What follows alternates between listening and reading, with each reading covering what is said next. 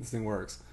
Okay, hello, this is Trey Morrison with Moving Abroad with Children, and I have with me on Skype Jennifer Wilson. Hi, Jennifer. Hi, how are you?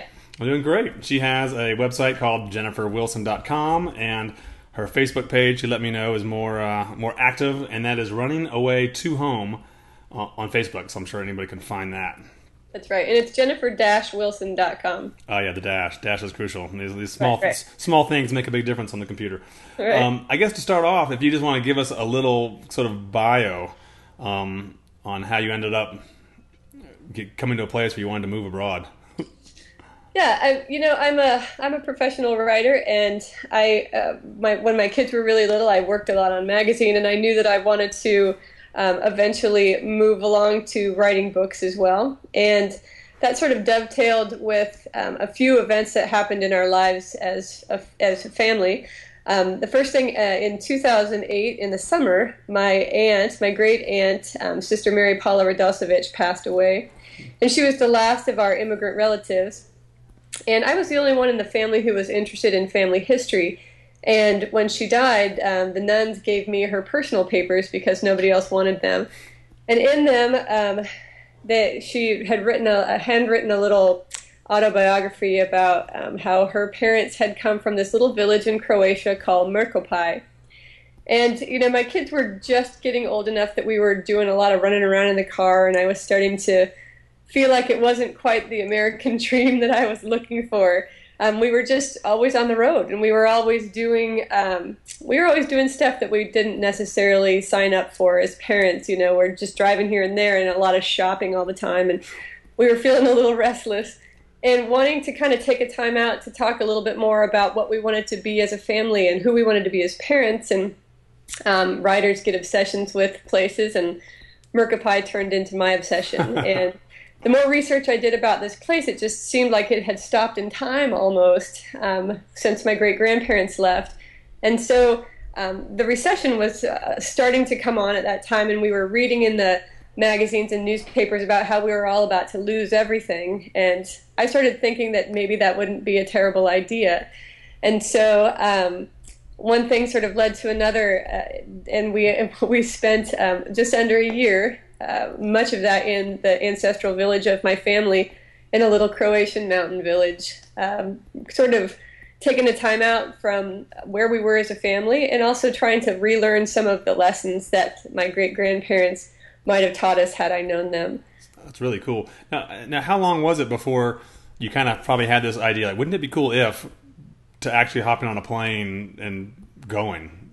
That's one of the things, and I'm sure that you've found this too, and your viewers have also found this. Once you make a commitment to an extended trip, things start happening with this sort of momentum that you don't really expect. I mean, Sister Paula died, and then I ended up going on a press trip to Croatia. I'm a travel writer for some of the work that I do. I went on a press trip just a few months after that. And then after that whole press trip, I got a book deal quickly after that, which is kind of unheard of in a recession time. And then we were there by the end of June. Wow, they're pretty quick. Yeah, one of the, I think maybe Anthony Robbins said it, or he quoted it. Someone says, when you definitely make a decision, how providence moves in. That's true. And even though I was the person who was organizing everything, and I was the engineer of 4 humans' voyage across sort of a reverse immigration back across the ocean, which was just filled with minutia, as you know. Of course. There was never really a moment when I thought maybe we shouldn't do this. I mean, right up until even the time when we held the Name Your Own Price garage sale in our yard, where we sold most of our stuff, and the kids are telling all their toys goodbye. That's sad. I just thought, this is what needs to be done at this point. And the result, the book, it almost felt like it had a life of its own as it was, I guess as I was writing it, there was a momentum there that I felt was definitely the same sort of spirit I've felt every time I've given over my life to the road. So in doing this, I guess a lot of people we talk to are moving for more political reasons. I mean, they don't necessarily plan on coming back. We went and came back, and we always tell people, you get a lot of benefits just to go for a year or two and experience these new cultures. I think you see the U.S. in new eyes. So you basically knew going into it that you were just going for a year. Right. I knew that it was a finite period of time for me and for the family. We knew we even had a budget for about that period of time, but the time we were there, the dollar just kept dropping and dropping in value. We had planned to be there exactly a year, but ended up making it just a little over 9 months. Because of definitely the currency exchange things can get you. Right, even with the kuna. Today's the first day that the Croatia is part of the EU, but they'll still be using the kuna for a while. Oh, interesting. So when you were there, tell me a little bit about like the difference in daily life. I mean, as a writer, you probably have to have some self-discipline to do your writing, and that part was probably the same in both locations. But tell me a little bit about the difference in lifestyle, especially with kids and here versus there.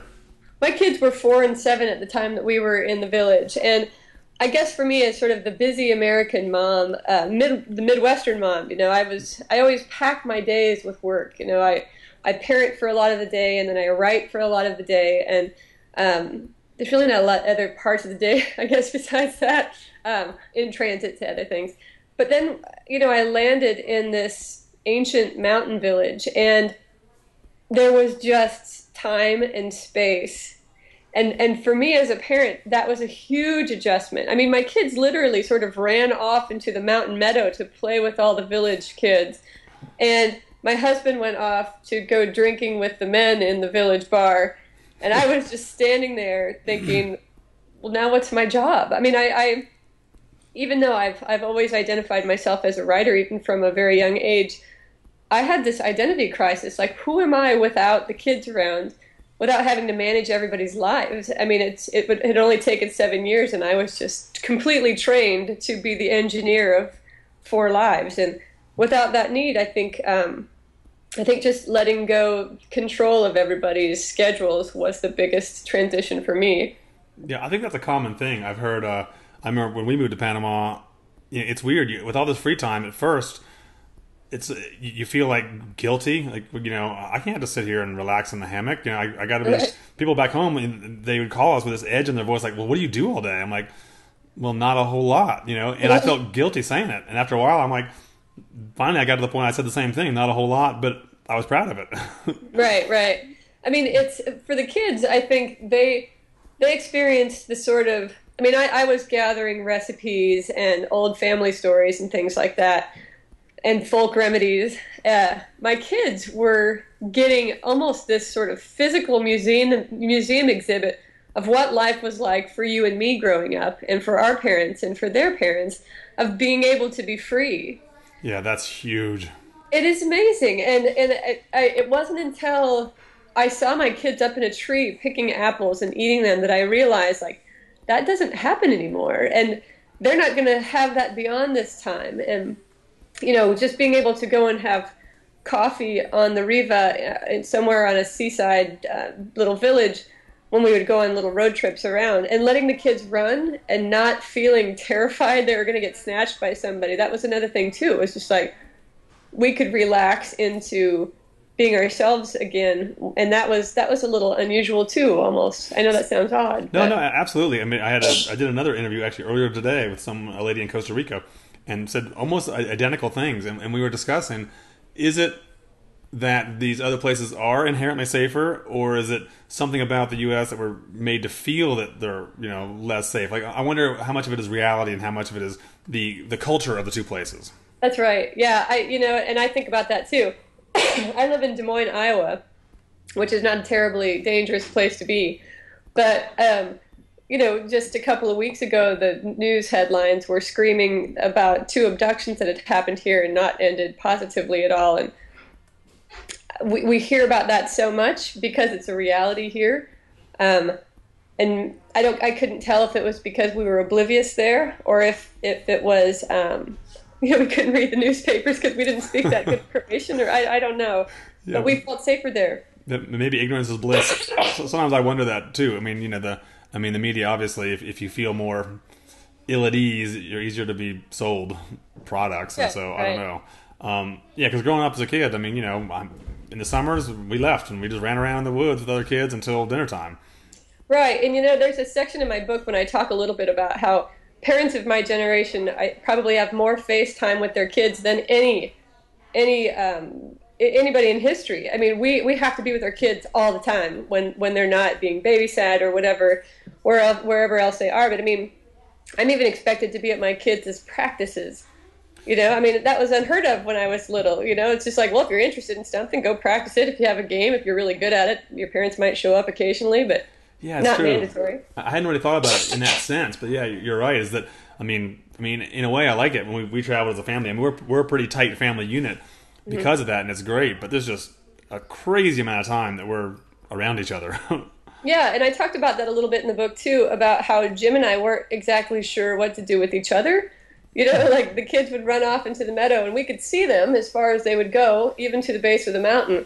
And we would sit there in the yard swing, just sort of rocking back and forth, and it's like, so what's up with you? It's just like, how's it going? How's it going? This is weird. Yeah, you for about 7 years, uninterrupted.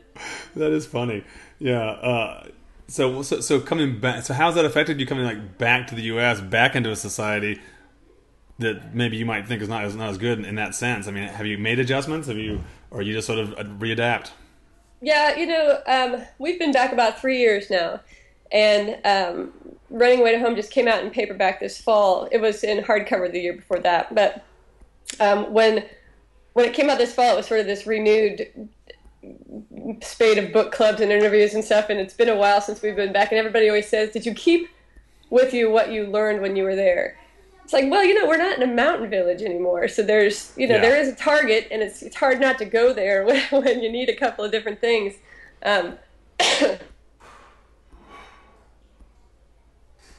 Ooh, I may have lost you there. I think we froze up. An American ever again, just because I lived outside of this culture for a while. We have brought things with us back from Croatia that that are part of our family story now. A lot of inside jokes, a lot of little cultural things that we loved there. I mean, in Mrkapai, the people, and a lot of places in Croatia, your backyard is run like a small farm. A lot of times that's been out of economic necessity. But here, I have chickens now. Oh, cool. We have a lot more garden beds. And we kind of do that a little bit more now, too, cursing the ornamental trees that the owners before us planted, We live a little bit more like that now. But I think, it was more of a centering time for us than we weren't fleeing anything. We weren't sort of eschewing what our lives were like here. It was more of we're going to find some spiritual information that we believe is out there because it called to me. And I think that we brought that back with us as sort of a great souvenir for each of us. Have a little different version of that. Of course, yeah. So how did the kids handle the double transition there first, and secondly transition coming back? Right. That's a lot of the part of the narrative at the first part of my book. And I sort of got the kids' story out of the way quickly in the book, in that they sort of ran off into the field and lived a happy life while we were doing all the deeper discoveries. My older son, we chose the age, we chose to go when we did, because 7 and 4, that was about the top end. 7 was about the top end of what a kid can comfortably go without putting up a major fight, I felt. And that was about right. And he had a harder time adjusting than Zadie did. Sam, my son, the 7-year-old, he was a little bit more attached to home and the pets and all that sort of thing.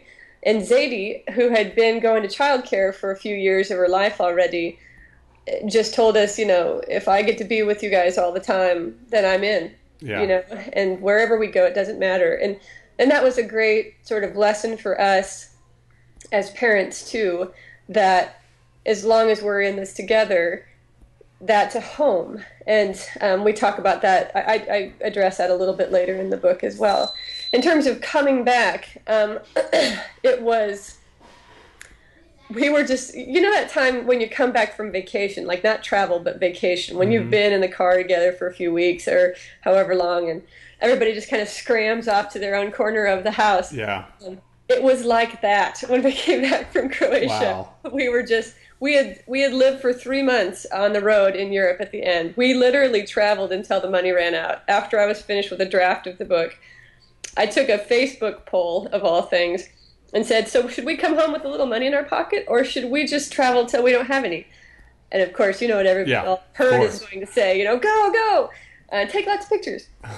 So we really, for 3 months in a Peugeot, a family of 4, we just drove for about 3 months. And so by the time we got back to Iowa, we were just so damn tired, and we were so relieved to be at a place where we knew the currency, we knew the language, that there was this sort of exhaustion that helped us through the transition. When you've got that kind of travel tired, you felt it, where you're just zombie-like, just show me where there's meat and bread, and then I'm going to go to bed for a month. In a bed. What else? So did you go back to your same house? Yeah, you know what we did? When we came back, the housing market hadn't quite recovered, and we've renovated a couple of houses, and it's kind of our, as a writer and an architect, that's kind of that's of our investments that actually work. You flip every 2 year kind of a thing. That's right. So when we came back, we did move back into our house, and it's now we're actually selling it now because it's recovered around here. But our intention when we came back was not to go back to the same size of life, I guess, as we had before we left. That was one of the things that we enjoyed about Europe, was living a little bit more miniature lifestyle. And it wasn't, I read a lot of things about sort of rejection of consumerism, and yeah, that makes sense. But I guess for me, I feel like having a suitcase-sized life makes you more nimble. It makes you more emotionally nimble. It makes you more mentally, physically, the whole thing. Like when you can pack up and leave in a day or two, it changes your psyche, and I think almost in a better way too. It's not a threat anymore when somebody says, you might lose your third car because we're about to have a recession that you're going to be bruised by. Yes. Like, well, I don't have all that much stuff to lose anyway, so I guess we're good, Yeah, we had a really similar experience. So we built property in Panama, and I build houses, and I did some design. I'm not an actual architect, but I love designing houses. And I knew we'd make mistakes because I don't know the area. So we basically built a really small house, and the intent was this would be the guest house. And this is before the markets really crashed. And then we'll build a bigger house, slightly bigger. We'll fix all the things we did wrong on the first house. And so we moved into this house, family of 4. The kids were similar ages. And it was, 1,000 square feet, 2-bedroom. They had a shared bedroom. Mm-hmm. And we found that we really actually loved living in a house that small. When it was time to clean the house is a mess. And then 10 minutes later, you're like, okay, well, now it's clean. Now what do we do? And just having that, and now similar to you, we came back here into our old house, which is, kind of large. I mean, large for us. And, we haven't sold it or anything, but we do think about downsizing because it's so nice being small. Living small is just, it's freeing for your mind. Right. And the kids are getting a little older now. Sam is now 11 and Zadie is 8. And they're starting to get involved in more activities that we want to be able to spend some more time with. And I think, and for me to be able to spend more time doing the work that I want to do, writing-wise, all of that time spent managing a big house, I think, is starting to feel like it's not the best way to spend my time at this juncture in our lives. And so it seems like it's like being on the road all the time. You're always calibrating, like, what's the best way to handle this particular situation. I think that's a muscle that's really nimble for lots of travelers. It's like, it's always okay for me to reassess and move in a different way. Yeah, I think my wife would agree with you on the size of the house. I mean, you just spend so much time just managing. It just takes up not just your time, but your mental energy. That's right.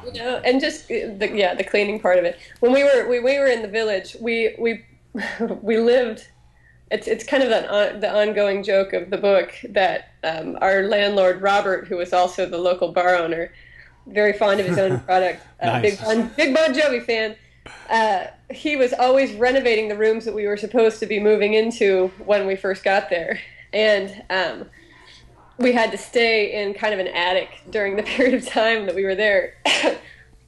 It was really small. It was kind of Laura Ingalls Wilder-ish, but it was everything that we needed. And we almost made a point of never asking for better pots and pans, never asking for a different bed, which is another running joke in the book. It was always like, can we live on just this much, which is just barely enough, and be happy? And the answer was always yes, and it was always just easier to do it that way, Yeah, my wife and I often talk about finding that balance between do you strive to make, your surroundings better, or do you mentally strive to be okay with what you have, and Right. there's pluses and minuses to both, and it's that balance point. Where should I be right now? Should I focus on making things better? Or should I focus on being okay with what I have? I end up being, it seems like, happier when the area I have to clean up and get together and get moving is just like a car. Yeah. That's about the perfect point for me, Yeah, that's small. That reminds me of like the college days when I had to move about 45 minutes. Pack everything in the back of the pickup truck and off I go. That's right. Well, looks like I better take down my picture again and my sleeping bag rolled up. Roll the posters up. So hey, when you were over there, what did you do school wise? Did Sam go into a local school or? That's a good question, and that was something that I had told you before we started rolling here, that I used almost as a Bible a book called The Family Sabbatical, The Budget Guide to Living Abroad with Your Family, and it's by a woman named Eliza Burnick. And she had said, definitely you have to have your kid go to school where you are. But we didn't stay in the village through the winter. They get epic amounts of snow up in the mountains, and my daughter has asthma, and they don't have a village doctor. And so our plan was to stay for several months and then to go to the coast for the winter. So with that sort of moving around, we didn't really get a chance to be in the school. So my husband did the homeschooling while I did the work of the book. So he worked in the morning with the kids, and then the afternoons they kind of had off. Gotcha. Yeah, a lot of people do the homeschooling is a great way to do it. Yeah, and the kids would have learned the language had they gone to school when the school year started in Mercapai. They only would have been in school for about a month, but I guess I wasn't brave enough to put them into school, and they wanted both kids to go. They were like, it's a little village school, we can do whatever we want, have both kids go. And yeah. It just was, I just didn't do it, and yeah. That was one of the road decisions that I had made, and I don't regret it. It seemed like it might be a bad idea for them to go and then get pulled out. I mean, you're going to sit there and be confused all morning, or you can be home where you can learn to tell time and read. Actually learn something. Well, it depends on the time frame. I think, if you knew you were going to be there, if they could have been an entire school year in the same place, but I mean, the adjustment to the school would be the hardest part, and then you'd pull out as soon as they started to get adjusted. It was just like, well, I'm going to make them go through this major transition on top of these. I mean, they sold all their toys, dude. Like, they're gonna go through all these transitions just for this one period of time, just so we can say, yeah, the kids went to school for a little bit. And it's not. I didn't think the payoff was enough, and it was. We could probably go around about that, I imagine, but to me, it was just like, for us. Nah, well, Jim can do some time at home with the kids. And so, was Jim able to work too? He's an architect. Was he between projects, or he's able to work remotely as well? He took a leave of absence from work. I continued to do some magazine stuff while I was there, and then also work on the book. So I didn't. I talk a little bit in the book about how I was the only one that didn't really adjust immediately to village life, and it was for a number of reasons. One, because of the first thing we talked about, but also because I was working, still, I can do my job from anywhere, but Jim can only do Des Moines architecture in Des Moines. So yeah, certain things. He didn't do a whole lot of that stuff. Yeah, that's one of the trickiest things. People, trying to figure out how they can fund their trip. So if you happen to have a job where you can work abroad, but some people just do take a leave of absence, even use savings. Like, what, I need this time for my family just to dig into savings to go for a year, and it's worth it. That's right, and the whole I've always been pretty open about the money part of things, because there were some when I did publicity at the beginning for the hardback release, there was a lot of sort of snide comments on websites, when there would be a story about the book, just like, oh, it must be nice to have enough money to have a trust fund that you can live off of, this or that. We're about as solidly middle class as it gets. I mean, instead of dating, we renovated a house. We're in the middle of Iowa. We were in the same recession as everyone else. I wanted very specifically to do one of these trips, even in a time of supposed hardship in the United States, because I wanted to show just how much we have. We saved for 9 months. I got a very modest advance from the publisher just to essentially ensure that I was going to deliver the manuscript to them. But for the most part, we sold the car that was paid off, and we saved every penny for 9 months. And in that period of time, we had enough to live for just under a year in Europe. We only lived on a few $1,000s a month. That covered everything. We were incredibly frugal. But it's about the choices that you make. I mean, some people I know go shopping every week. That's the choice that you make. You want to accrue things, coats, shoes, whatever. I want to go places about every 5 years. I want to stay for a long time. And it's just about your budget. Excuse me, we have some sort of weird crud around our house. We're all getting sick in the summer of all things. Yeah, bummer. So the cost of living, tell me, how's the cost of living in Croatia, I guess? We were really surprised that the supermarket, the Konzum, the groceries were the same price as they were in Iowa. Mm. It was not inexpensive at all. Yeah. We thought it'd be super cheapy. So we lived like Croatians. We took picnics everywhere. We didn't really go out to eat. Maybe once a week we'd go get pizza at the pizza joint that nobody else went to for some political reason I could never figure out. They'd always be like, "You're going there?" It's like, pizza's good. I don't know. Yeah. I'm an American. We don't even pay attention to that. We don't know about history. Are you kidding me? Yeah, it's food. Yeah, it's food, and for some reason it has sour cream on top of it. I love it. Sour cream on pizza. I know it. And sometimes a fried egg. Ooh, no, I've had that. My sister-in-law does like this breakfast pizza with fried eggs on there, and it's so good. Yeah. But I never had sour cream. It would be like a sausage or kind of Canadian bacon-y type of pizza, and then out of nowhere, just a big dollop of sour cream, and then occasionally an egg. I don't even know. It was a blessed mess. Yeah, that sounds good to me. So did you, I mean, it doesn't sound like a really big expat location. A lot of people hang out with other expats and other families with kids and moving abroad, but was there any of that where you were? No. In fact, it didn't even feel like there had ever been tourists there. And as a travel writer, I pitched the Gorski Kotar, which is the region of Croatia where we were. I pitched it to every publication I could possibly think of. And I barely even got a response. It was almost like people thought I was making up the fact that this place existed. It was so off the map. And when I talk about it in a section of my book where I met with a guy from that area at the beginning, when still here in Des Moines. A lot of Bosnians and some Croatians came to Iowa after the Yugoslavian wars. It was a place that always accepts refugees. And he was saying, "You're going to the Gorski Kotar? Do you have a gun? Like, are you going to be okay?" And then he took my Croatian vocabulary book and he just kind of slowly pushed it across the table, and he was just like, "They speak the oldest dialect of Croatia ever in this place. No one's going to understand you, even if you learn how to speak it perfectly." And gosh, we are so screwed. It was very little traversed. Let's put it that way. So, how did you communicate? I mean, did they speak some English, or was it a lot of pointing and gesturing? A lot of pointing and gesturing. A lot of me holding up the naturalization certificates of my great-grandparents who were so clearly Croatian, like the lady has a full mustache, and my great-grandfather his eyes are so sunken back. I mean, he just looked Croatian. They all looked like they were from that village, And then the young people, of course, spoke English.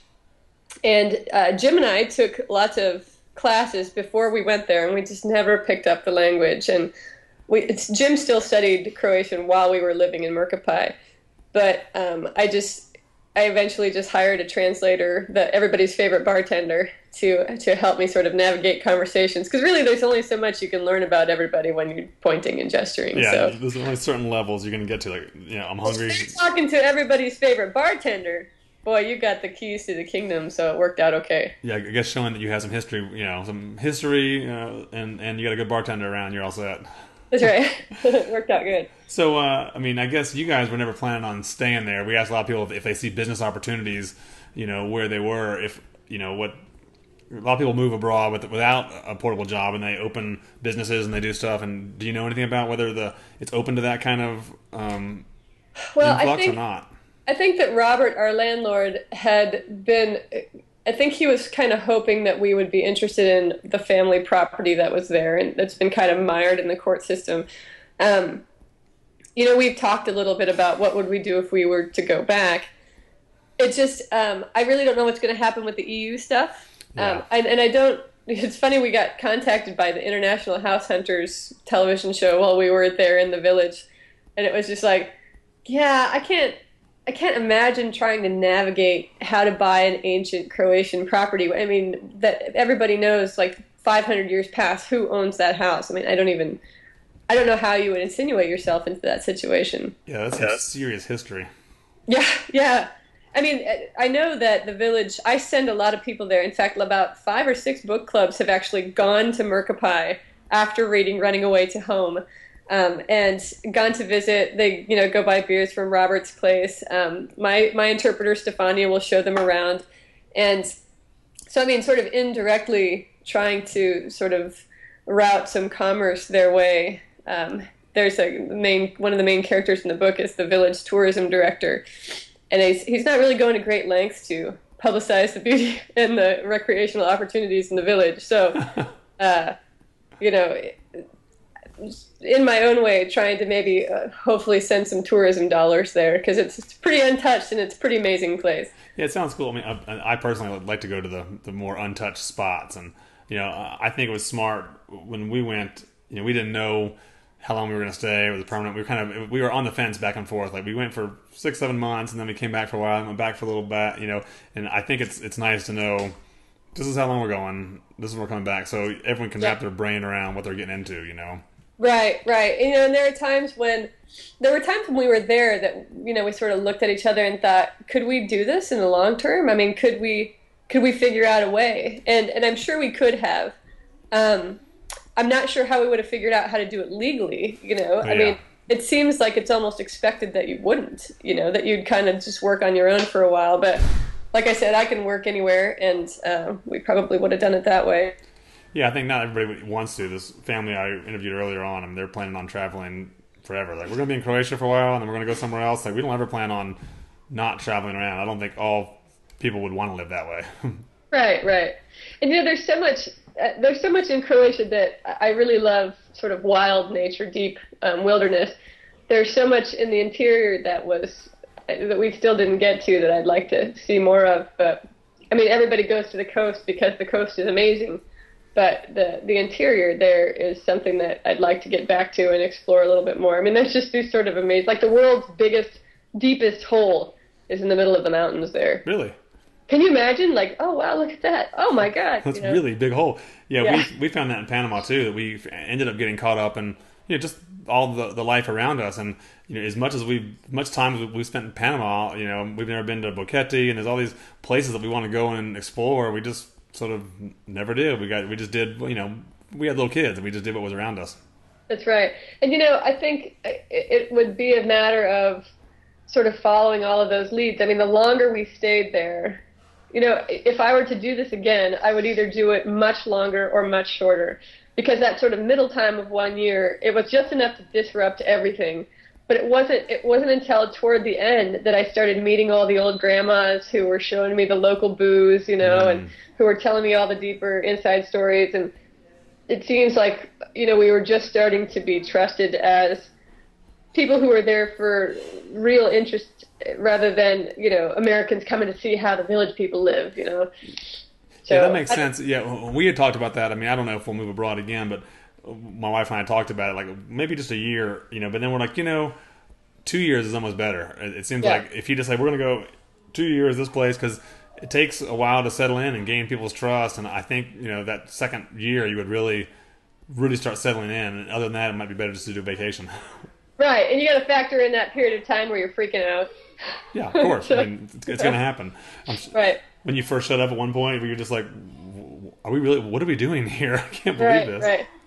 But, I think long term for the kids, I mean, it didn't matter how long we were there. In the long run, they saw their parents take this risk that was not necessarily conventional, for a number of reasons, because they felt spiritually it was the thing to do. Career-wise, it seemed like an interesting move, and saw, we sort of lockstepped into the unknown together. And I think, even beyond being able to speak fluently or, having been schooled in Croatia, I think the bigger lesson is going out into the world is a good thing, and it's a brave thing, and it's the right thing. And so that's, I think, of all the several different great side effects and souvenirs from our trip to Croatia, to me, that feels like it was the main one. Oh, that's great. Yeah, I was going to ask you what final advice you would give to other families that were thinking about moving abroad, but I think you just kind of summed it up right there. I think as parents, we teach by example more than anything else, and if people that are watching this that have dreams of moving abroad or doing something like you did for a year or more permanent, your kids see you do it. I mean, if you talk about it, don't ever do it. They're gonna, that's gonna give them a fear. Well, they're gonna maybe not gonna follow their dreams as well. And I think right. I mean, are you gonna kick this idea around for 7 years and never really do it, and always be kind of wistful that you didn't go after this one thing because maybe you wanted to make sure your kid got through Little League or did this or that? I mean, I feel like it's always okay to step away for a while, and the lessons you teach your kids about not hemming and hawing about your life. I mean, what do you think? You get a couple lives? You get this one, and be bold with that. And nothing bad happened to us. I remember the biggest thing here, a lot of people here, relatives in particular, said, how could you take your kids to this country that's torn by war? Yeah. I was like, it's over. It's been over for about 15 years to start with, but most all countries have been torn by war. You know, I mean, it's a fact of the world. And if we decided not to visit any place that's never experienced war, where would we go? Yeah, pretty limited choices there, huh? You don't really have a lot to choose from. But yeah, I mean, it's okay. Croatia was incredibly safe for us to travel. I mean, even just to give an opportunity of talking about how war happens and why. I mean, today is the first day, as I said, that Croatia is part of the EU. After the Balkan Wars in the 90s, all of that struggle for independence, for everybody to be free, and now they're part of a grander European Union. So what does that mean? What does conflict really mean in the end? What did all that fight go for? I mean, we talk about those things now as a family, and it has some context because we're part Croatian, and so my kids know that because they're part Croatian, that's part of who they are, and these Americans aren't going to forget that they were once immigrants too. Yeah, that's pretty awesome advice. Learning history when you have a real context to attach it to really helps. Yeah. Huh. Yeah, and I think remembering who you are as an American, that you're an amalgamation of these things, and we have connective strands to Croatia through that side of the family, and Italy through this side of the family, and Jim's side of the family in Norway and Alsace-Lorraine. I mean, those are connections that are part of us, and I guess that's how we sort of bring that news home for our kids, So they don't become these little sort of protective Americans, like American or die. It's like, well, Yeah, I think getting out into the world really helps people see what, there's a lot of the fear that is preached to us is not really there. It's not any scarier there than it is here. Right. Well, cool. Well, hey, I want to thank you for your time and sharing with us. And obviously, as you mentioned, it's Running Away to Home, and I guess they can find it on Amazon. That's right. You can find it any of those places, IndieBound, Amazon. Jennifer-Wilson.com is the website that I have a bunch of that information on. I also show up at book clubs in this way. If anybody is interested in having me come to their book club, I like doing that stuff. And there's a little what do you call it? A tag on the Facebook or on my page that you can make an appointment for a book club appearance. Oh, cool! That's pretty exciting. All right, well, thank you very much, and you have a great day. Thanks for having me. Good luck with the site. Thank you. Bye.